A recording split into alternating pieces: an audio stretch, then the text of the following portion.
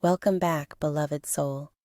This is the fourth installment in our 5-part series, Discernment in an Age of Noise, a journey designed to help you see clearly when life feels loud, confusing, or uncertain.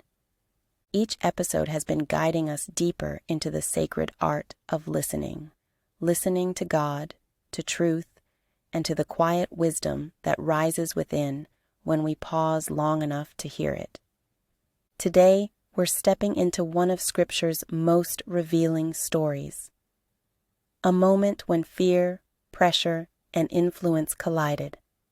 And through it, we'll uncover what this ancient lesson is still teaching us about spiritual integrity and staying anchored when the crowd moves in the wrong direction. Settle your heart, take a breath, and let's walk into today's story together. Imagine standing in a moment of deep uncertainty, not in ancient times, but in your own life. A season where the guidance you were counting on suddenly feels distant. The leader you trusted seems silent.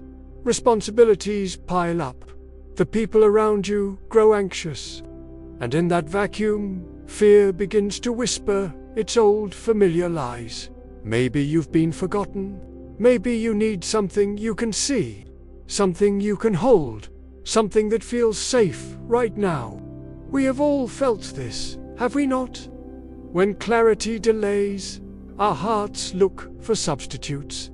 When God seems quiet, the human spirit reaches for anything that promises control, comfort, or certainty, even if only for a moment. This isn't weakness.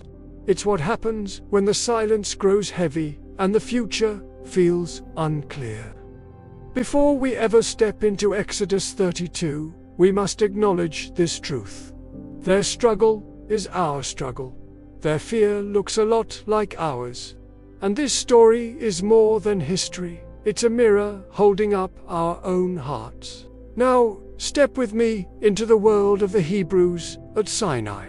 Imagine yourself at the foot of a vast, sun-scorched mountain in the ancient Near East. The ground beneath your sandals is hot, cracked, and dusty.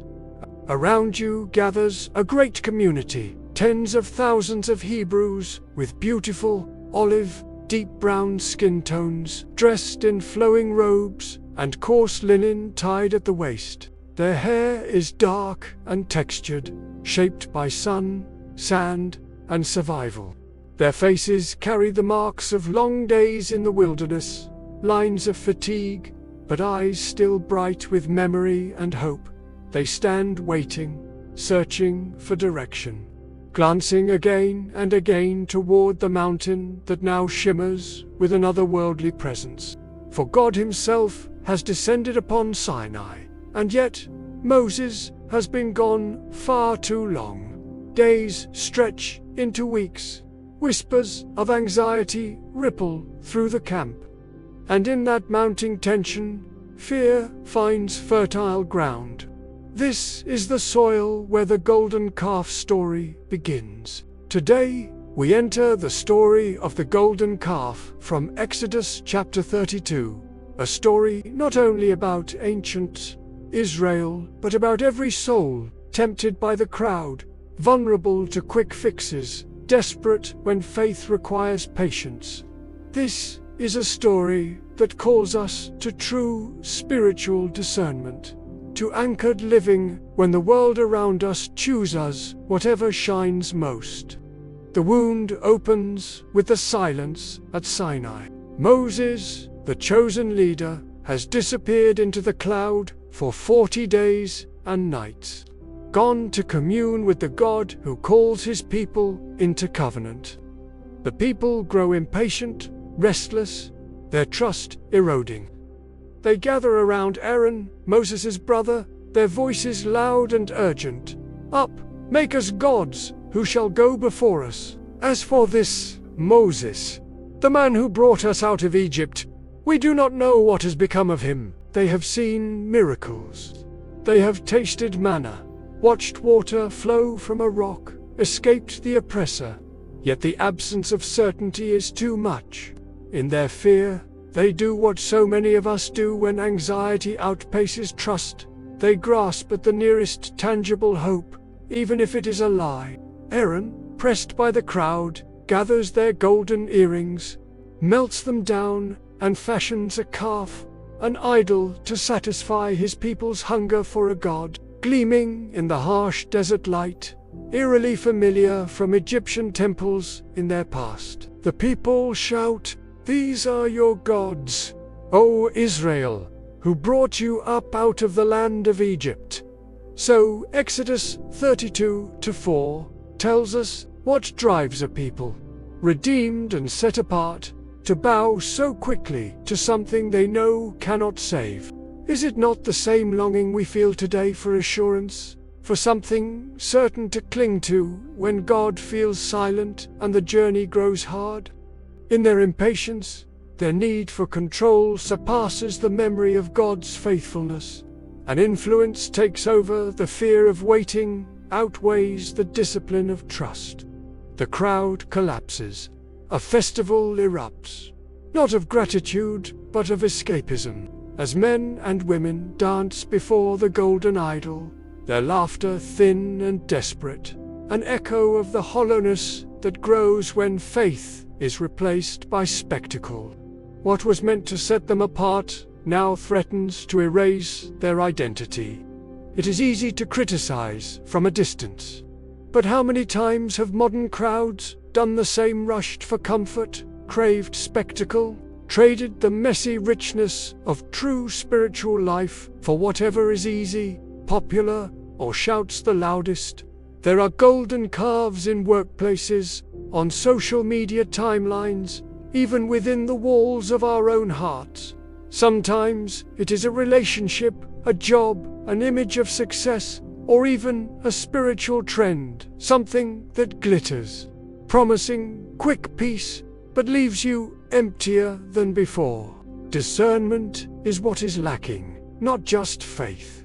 The ability to see when our deepest fear tries to dress itself up as wisdom. When our need for control pushes us to follow the crowd instead of God's still voice. And then comes the confrontation.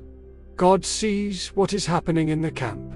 He speaks to Moses on the mountain, saying, "Go down, for your people, whom you've brought up out of the land of Egypt, have corrupted themselves. They have turned aside quickly out of the way that I commanded them." Imagine Moses, the leader, who prays for his people, who carries the burden of their transformation, whose own life is woven through with both courage and fear, descending the mountain, the tablets of the covenant in his arms, his heart breaking. How quickly pain can shift to righteous anger when betrayal comes from those you love most.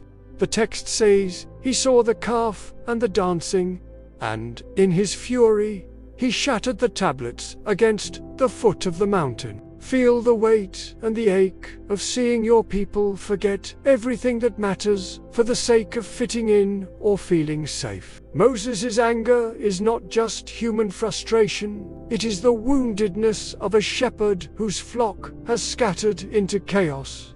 He burns the calf, grinds it to powder, scatters it on the water, and makes the people drink. Bitterness must be tasted, so its lesson will not be forgotten. Pause for a moment. If this story speaks to your season, share it with someone who needs clarity.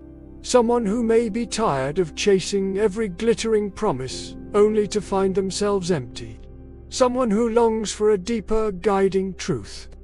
Returning to the story, Moses calls out to the people. He stands in the gate of the camp and asks, "Who is on the Lord's side? Come to me." Exodus 32-26. It is a raw and defining moment. Will the people admit their error, or will they cling to pride for the sake of saving face? The tribe of Levi steps forward, setting an example, showing that transformation requires courage, a willingness to stand apart from the crowd even when it is painful.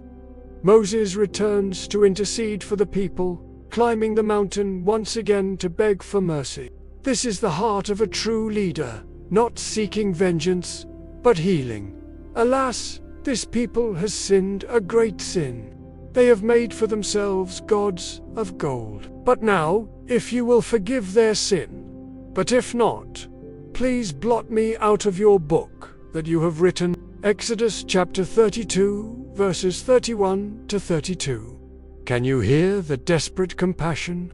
Moses is wounded, yes, but above all, he longs for restoration, for the people to find their way back to the truth. This is not just about ancient Israel. It is about us. It's about every season when you feel lost in the crowd, afraid of standing alone in spiritual conviction. There will always be a golden calf, something shiny, loud, and easy, calling you away from true discernment, from patient faith. Leadership is lonely at times.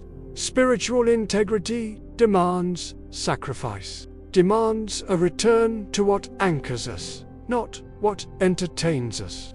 The wounds we carry can become the very soil where God grows new strength. Deeper eyes to see through the noise, a firmer backbone to stand when others bow. As you listen, I pray you see yourself not just in the struggle, but in the possibility of transformation. You are called not to blend in with every crowd, but to discern what is true. When fear rises, let it press you deeper into trust, not into hurried decisions. When the world offers easy answers, remember that the deepest peace often comes from choosing what is difficult, what is slow, what is anchored in God's voice. If you find yourself tired, watching others race ahead toward whatever glitters brightest, know that discernment is available, and so is spiritual backbone. God is not far. He sees, He restores, and He meets you even in your most uncertain moments. Let us pray. Lord, give us courage to wait for your wisdom, even when the crowd moves on. Teach us discernment. Heal our hearts from fear, comparison, and restless striving. Anchor us in your truth, and make us a people who shine, not by rushing after every trend, but by standing firm in your love. Let it be so. If you found wisdom today that anchors you, like, comment, and subscribe for weekly truths that guides you deeper. You are not alone on the mountain or in the crowd. Spiritual integrity is yours, and God's faithfulness is the true promise that will never leave you empty. Thank you for sharing this sacred story with me. If it touched your heart, you may also find peace and clarity in our Meditative Reflections playlist, a series of guided meditations inspired by these very Bible stories. Each one is crafted to help you slow down, breathe deeply, and connect more fully with God's presence in your life. Remember to subscribe, leave a comment if something resonated with you, and share this with someone who may need a little hope today. Until next time, transforming minds and empowering souls, and as always, peace, love, light, and unity.